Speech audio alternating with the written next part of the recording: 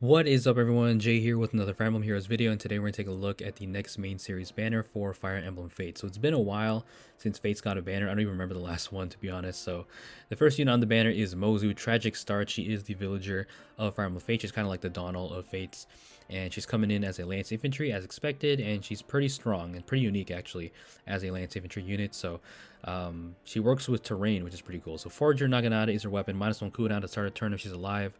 Grants defense res +6 and special cooldown charge +1 per attack during combat to herself and allies within 3 spaces for 1 turn. So it's not just 2 spaces, the standard 2, it's 3, so that's really good. At the start of combat, if she's alive, grants +5 stats and an additional +X to all of her stats, X equaling the number of allies within 3 spaces of unit times 3 + 1, maximum 10, and if any space within 2 spaces of unit has a Divine Vein effect or counts as difficult terrain, excluding impassable terrain, value is treated as 10. So the more she's next to Divine Vein effects like Divine Vein Flame, she's going to get stronger, and if there's any kind of terrain like trees and whatnot, she also gets stronger. So that's pretty cool, and we haven't really seen the unit that works with terrain like that. Obviously we had weapons and stuff that pass through terrain and ignore it or try to ignore it, but this one here, she tries to get stronger from it, so that's pretty cool. And then she reduces damage from the foe's first attack by X, and X is just that flat DR, so there's no percentage, it's just X. So again, the value can be treated as 10, so she can get up to 10 DR on the foe's first attack, and then also 10 HP healing as well. So that's pretty cool. So in a way, she's kind of like Attuned Azura. I guess I'm comparing them. What am I talking about? But Attuned Azura just released, obviously, and she is also a really, really good Lance Infantry that can tank. And Mozu kind of does that here with a little bit of DR, but not quite to the same level as Azura. Azura has more flat DR, but Mozu has the terrain effect, which is really unique. So yeah, it's just kind of interesting that she kind of works similarly to Attuned Azura because she also comes with the basically a pledge skill with this first part that gives the defense res and the special cooldown charge and also bonus doubler 4, and Sita came with distant bonus doubler 4, so that's pretty interesting. So bonfires are special, bonus doubler 4, like I said. It might seem worse because I'd say overall distant bonus doubler is better, but if you're running distant counter melee, then bonus doubler 4 is better because it gives you that extra +4. So yeah, bonus doubler 4, it's just interesting that they're using the skill again. I didn't think I'd see it so soon, but yeah, that is the first skill for her passives. And then her B slot is attack speed bulwark 4, which you've seen before. The other bulwark 4s that give you DR and don't let foes move through spaces, and then attack speed oath 4, which is also another similar thing to Sita, who also can also give people the ability to teleport. So yeah, she's actually a lot more similar than you might think compared to Attuned Azura. I just couldn't help but compare them because Attuned Azura just released. But yeah, Mozu is pretty unique, even though she does work similarly. She also brings some new things to the table, so I like that. So that is Mozu, the villager, a pretty decently wanted character. And speaking of wanted characters, Scarlet is not on the banner. I know a lot of people wanted Scarlet. It's kind of crazy she's not in yet, but next time hopefully. Yeah, Scarlet fans in shambles. I'm sorry to tell the news if you're a Scarlet fan, but we do have some other interesting picks.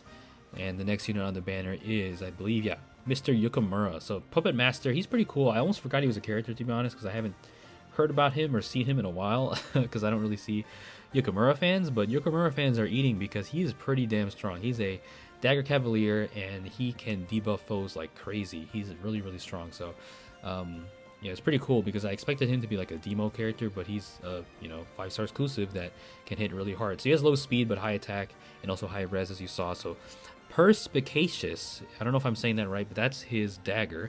-1 cooldown, grants attack, defense, res +4, and reduces the percentage of foes non-special reduced, so damage reduction halving. And she can give that, or not she, sorry, he can give it to allies within 7 rows and 7 columns centered on you during combat. So 7 rows and 7 columns is a massive range. That's like basically the whole map, so he can do that to everybody pretty much. At start of combat, he's alive. It inflicts penalty on the foe's attack defense equal to the number of allies within 7 rows and 7 columns. And most of the time, you're going to have a ton of allies with you, especially in stuff like Aether Raids. So having that many allies is going to help him debuff the foe like crazy.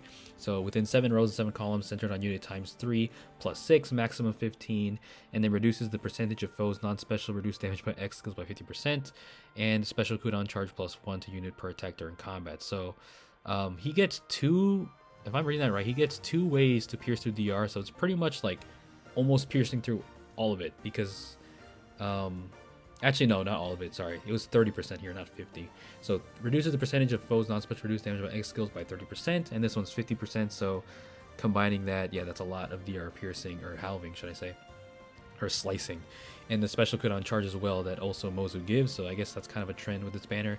So yeah, Perspicacious, or whatever it's called, is a really good dagger because it's going to shred the opponent and just debuff them like crazy. And then after that you have the regular debuff. So yeah, Perspicacious is no joke. Iceberg is a special, Fire Flood boost, and then Sabotage attack defense 3, which we haven't seen this variant yet, but obviously we've seen Sabotage skills before, so he gets even more debuffs on the foe to make him even stronger.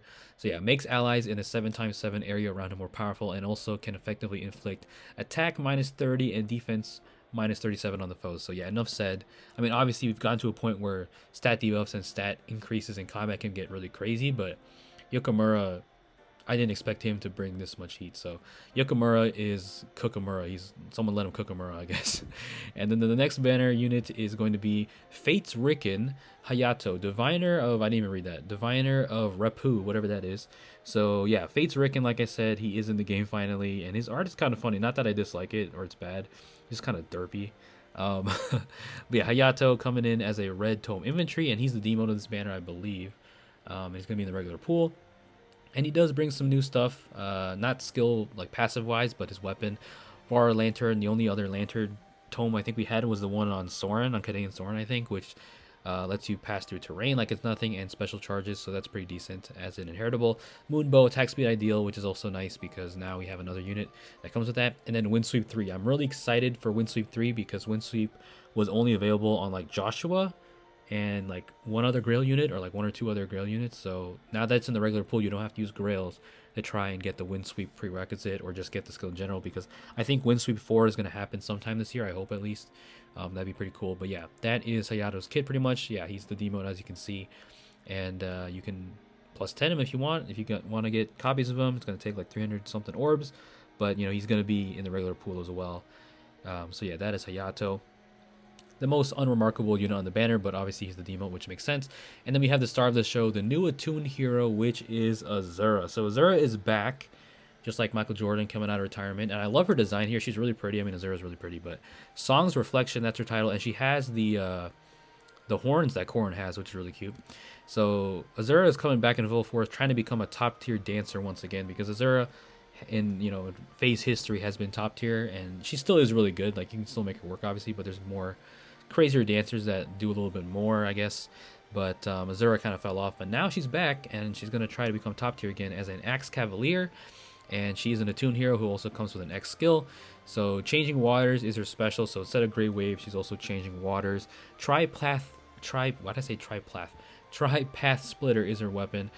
Enables Canto Distant 1 to maximum 4. Okay, that's pretty crazy. That's similar to what Tea-Time Era has, where you have that Canto Distance, where you can canto like crazy.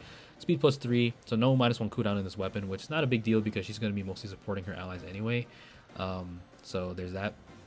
And then at the start of turn, if unit is within 2 spaces of an ally, grants attack speed plus 6, no follow-up, and no panic to unit and allies within 2 spaces of unit for 1 turn. So she can give this without even dancing. With her other versions, like her legendary, she gave no panic, but only if she danced, I believe. But with this weapon, she can just give it out for free, and that obviously opens up a lot because she doesn't have to use her action, so that's really good. And then if units within 3 spaces of an ally, grants plus $5 stats. Changing Waters grants another action to target ally, and target can move 1 extra space. That is the signature thing that Azura does. That turn only does not stack, of course, and also grants incited status to target and allies within 2 spaces of target. So that's pretty good. Because Incited makes you stronger, and this is going to help a lot of cavalry nukes and flyer nukes and just nukes in general, because you get stronger the more you move. And with this, it makes sense because you give them an extra space to move. So Incited is perfect. And yeah, so that's Changing Waters, pretty good. And then Firestorm Boost, which is another nice boost skill. We're getting more and more of these. I like it. And then Attack Defense Cantrip 3. We're finally getting a tier 3 version, or should I say tier 4, I guess, of the cantrip skill. So sing or dance as used inflicts attack defense -7 and sabotage on foes in cardinal directions of unit and target through their next action. So it's pretty decent. I wouldn't say this is better than like Firestorm Dance or the other, you know, dance skills, but it can be pretty good. Sabotage is nice. Crossbar Attack, which is cool because her Hatari version came with Crossbar Res, I believe, so she's continuing that trend. Crossbar Attack is really good for any kind of dancer, really. And then Mercy Wing Echo is her X skill. If an ally's HP is less than or equal to 50, unit can move to a space adjacent to that ally. So it's pretty much Wings of Mercy built into the X skill, which is it's nothing new because dancers already do this, but this is big because you can obviously use this in your X slot, and then you can have your B slot open to use something else like Firestorm Dance or Attack Defense Cantrip or anything else like that. So for dancers, this is huge and probably going to be inherited to most of them. And for Azura, it's perfect because she's going to be a high scoring dancer anyway. And even if she's not like the most impactful dancer ever when it comes to like combat, I guess, she's still going to be seen everywhere in the high competitive modes because she's going to be scoring high and she's modern and everything. So yeah, Azura's back in some fashion. So yeah, Azura making her return as another strong dancer. She can sing allies and then move up to 4 spaces and can move to wounded allies with her Attune skill. So yeah, that is Azura. I love her design. I love the Corrin inspired outfit.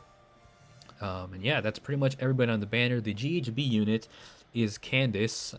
Candice Nuts. She is this rather big treasure hunter lady in Fate. So it was an interesting choice to make her the GHB.